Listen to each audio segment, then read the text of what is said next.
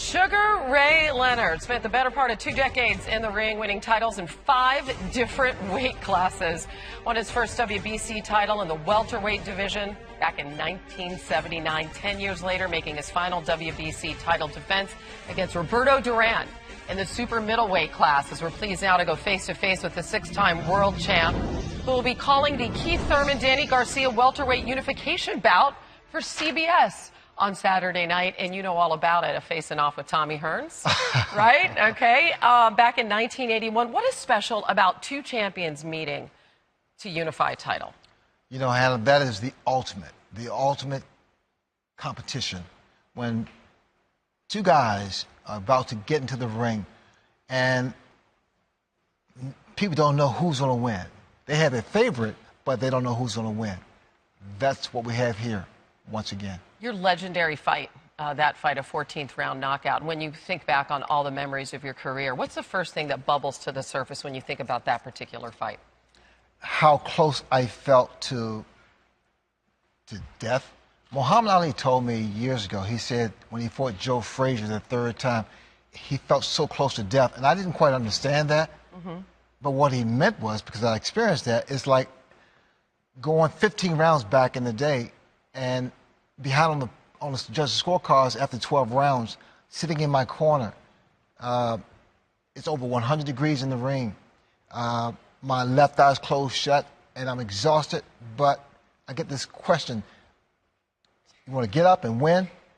And you don't have. Can I think about this? No. Quick, right away. And that's a sign of greatness. So it's, do you want to lay down and die and have it all go away, or do you want to get up and win? Exactly. I mean, it really gets to that brink.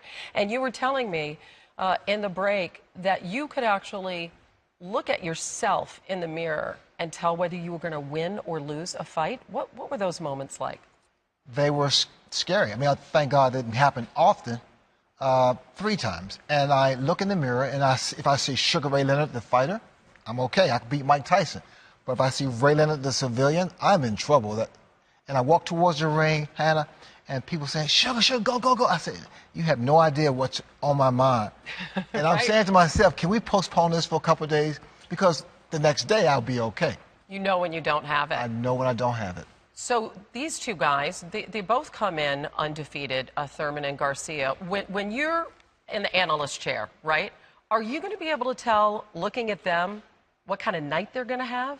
I mean, can you see that? Not totally, but I can look in their face, especially in their eyes, and I can see the fact that whose day it's going to be, who's going to have the best night. And with Keith Thurman, there's a slight edge towards him, favoring him, I should say. But with Danny Garcia, who has the biggest heart and the biggest left hook, one punch can change everything. One punch can change the whole table. So what's it like for you to be there as an analyst? I mean, you last did this, I think, in 2015, and now you're back and you're with another Hall of Famer, and Al Bernstein. But to sit there and call a fight, what is that like for you? It's, again, my palms sweat. I get so excited. Oh, yeah. It's just the anticipation of something that could be great, a possibility of being great. And this fight here, Saturday, has the makings. It's the first time we've had a fight like this on national television, on network television, in 2 decades. So what does that mean, potentially, for this fight to be a good one and to draw a lot of viewers? What does it mean for the sport? Is it significant? Yes. First of all, the guys have to show fight with conviction. Fight with conviction. And we need more network television, free TV, for boxing to get back to where it used to be.